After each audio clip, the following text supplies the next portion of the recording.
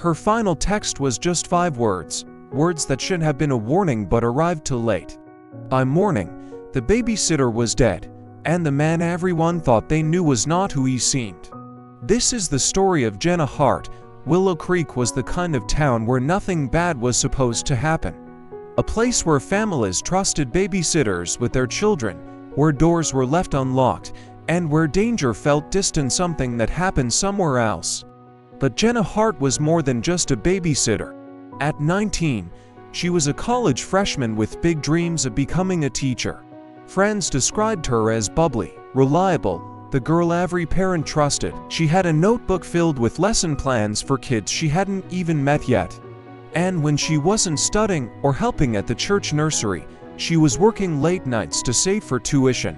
But one October night in 2018, that trust was shattered. And the text she sent at 11:42 p.m. would be the last thing she ever wrote. On October 14th, Jenna agreed to babysit for the Morgan family. It was a last-minute request, but Jenna never said no. By 8 p.m., she was texting friends, "Easy gig, kids are asleep. Just me, Netflix, and snacks." 9:15 p.m., kinda creepy here though, lol. 10:03 p.m., thought I saw someone outside. 10:37 p.m., prob nothing. I'm fine. 11:42 p.m., he's not who you think. It was the last anyone heard from Jenna. By dawn, the Morgans returned home to find the front door ajar. Jenna was gone. Their 2-year-old was still asleep upstairs. And on the kitchen counter, her phone screen cracked, with that final text still glowing. She left behind a note. 5 words, words that should have changed everything. Instead, justice waited 47 years. Tonight, you lines meet Maria Honzell, a teenage babysitter whose dreams were silenced early, and the DNA detective story that finally gave her voice back. Colorado Springs, 1977, a place where families looked out for each other. Small town rhythm, safe streets until the unthinkable happened. Maria Honzell, just 14, babysat her neighbor's children, responsible, kind, with a bright future planned. A student, a sister, a friend, she dreamt of college, teaching, leaving her mark.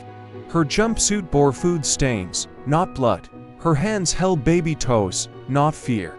That diary unsigned, unsent would become her only voice in the darkness. On February 7, 1977, Maria babysat 2 young children in her apartment complex. Texting wasn't a thing yet, just paper diaries and whispered secrets.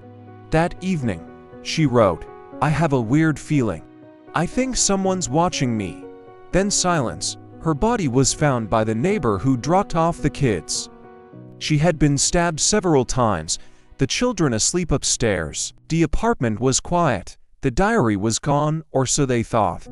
Investigators combed through Maria's apartment. They found a blood stain on her jumpsuit, her blood, but no weapon, no diary, no closure.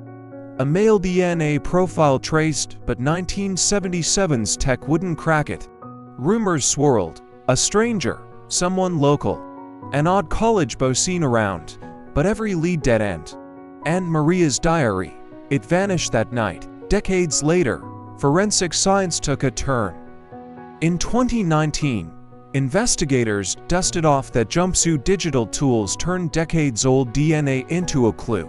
By 2024, genetic genealogy cracked the coldest of cold cases. The male DNA matched William Charles Kernan Jr., a local college student at the time. He'd been seen in the complex, known to the victim's family. Kernan died in 2010, but in that moment decades of mourning shifted. Maria got her answer. On May 8, 2024, the Colorado Springs police officially declared the case solved. Evidence was conclusive, case closed. Not justice in court, but justice in truth. It wasn't just a murder. It was a wound inflicted on a community, a dream erased. But decades later, Maria's voice came back. Her diary may never be found, but her truth was. And as night falls on Colorado Springs, her story finally found its light. Maria Loraine Honzell's murder shook Colorado Springs.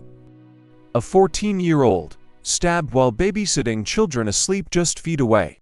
It was the kind of crime that stripped innocence from a whole community overnight. Detectives called it one of the most brutal cases they had ever seen. She wasn't some nameless victim. She was a daughter, a sister, a best friend. Her teachers called her bright. Her mother said she was dependable, the one I could always count on. And now, her absence left a hole no one could fill. Police canvassed the entire Suncrest apartment complex. Neighbors heard nothing. No screams, no footsteps, no doors slamming. Whoever killed Maria slipped in and out like a shadow. The only evidence, a partial male DNA profile on Maria's jumpsuit. But in 1977, DNA was science fiction.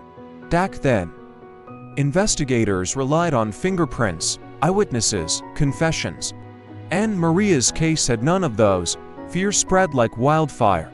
Parents wouldn't leave their kids alone. Babysitters quit overnight. The complex, once buzzing with children's laughter, fell silent. Elderly neighbor interviewed said, "We thought it had to be someone we knew. Someone in the building. Because how else could they get in?" Suspicions turned inward. Friends eyed friends. Neighbors stopped trusting one another. For the first time, Willow Creek parents looked over their shoulders every time they walked their children home. Maria's family lived every parent's nightmare. Every knock at the door brought false hope. Every phone call more questions, no answers.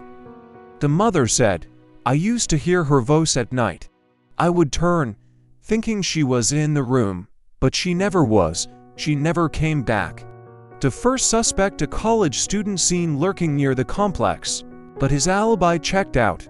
Another, an older man with a history of prowling, cleared. Even Maria's acquaintances were questioned. One by one, suspects kept producing undoubtedly none at the time. By winter of 1977, the case froze. No murder weapon, no diary, no confession. Just a grieving family and the DNA profile of a ghost. Time is the cruelest accomplice. As years passed, Maria's murder joined the long list of unsolved cases. Her mother lit a candle every year on her birthday. Detectives retired. Files gathered dust. But the pain, it never faded. She was only 14. She never made it to high school graduation.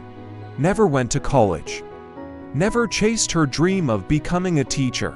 And for decades, it seemed like her killer would never be known. But sometimes, the dead don't stay silent. Sometimes, science speaks for them. And in Maria's case, a drop of blood on an old jumpsuit would one day tell the truth. For 47 years, Maria's murder sat in the cold case files. But in 2019, a detective new to the force, but relentless, reopened the box. Inside was Maria's jumpsuit, still sealed, still stained with blood. Evidence that technology in 1977 couldn't interpret, but in 2019 could whisper secrets. From that blood, scientists at Parabon Nanolabs reconstructed a full male DNA profile. For the first time, Maria's killer wasn't just a shadow, he had a genetic fingerprint. Investigators uploaded the DNA into public genealogy databases.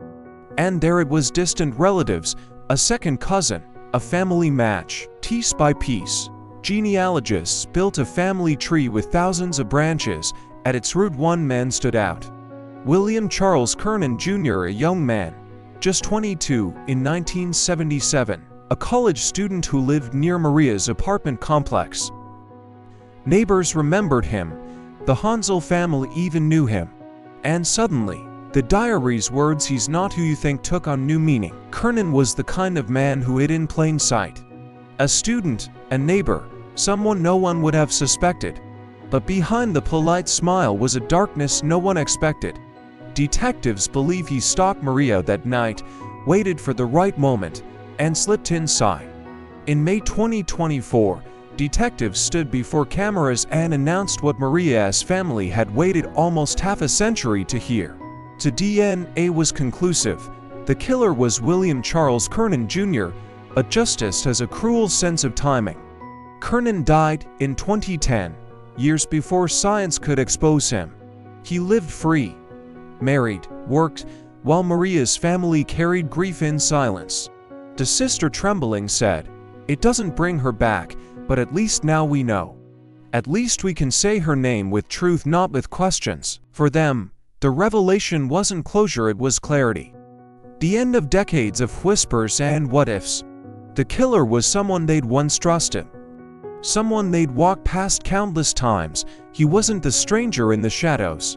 He wasn't an outsider. He was the one next door. The kind of man you think you know, until it's too late. Maria's diary may never have named him, but her final words echo, "He's not who you think," and now, the world finally knows who he was. But solving a case doesn't erase the grief, it doesn't return the stolen years. As we close Maria's file, we ask, what lessons remain? What light does her story shine for the rest of us? For 47 years, Maria's family lived with questions, with silence, with the unbearable ache of not knowing. Every birthday, every anniversary, every Christmas dinner, there was always an empty chair. And in that emptiness, a question. Why? Now, they finally have an answer. Not the justice of a courtroom, but the justice of truth, a name, a face. And the knowledge that Maria's voice was never lost, just waiting for the world to listen. Her death changed Willow Creek forever. Parents who once trusted their neighbors now double-locked their doors. Babysitters who once laughed away the hours now carried fear in their hearts. And a town that once felt untouched realized that monsters don't always come from outside, sometimes they live next door. Maria never got to live her dreams, never graduated, never taught the children she hoped to inspire. But her story teaches us something else, that the voices of victims matter. That even words written in the privacy of a diary can outlive silence. And that the past may hide secrets, but the truth always fights to the surface. She wrote 5 words that should have saved her life. Instead, they became her epitaph. He's not who you think. And as night falls on Colorado Springs, Maria's words still echo, reminding us all that evil wears many faces. And sometimes it's the one you trust most. This was Crime Scene Chronicles. If Maria's story moved you, let us know in the comments. Do you believe justice delayed is still justice served? Or did the system fail her by waiting decades too long? Don't forget to like this video, share it with others, and subscribe for more gripping, cinematic true crime documentaries. Every story we tell keeps these victims' memories alive and reminds the world that truth never truly dies. Until next time, stay safe, stay aware, and remember, sometimes the scariest stories are the ones closest to home.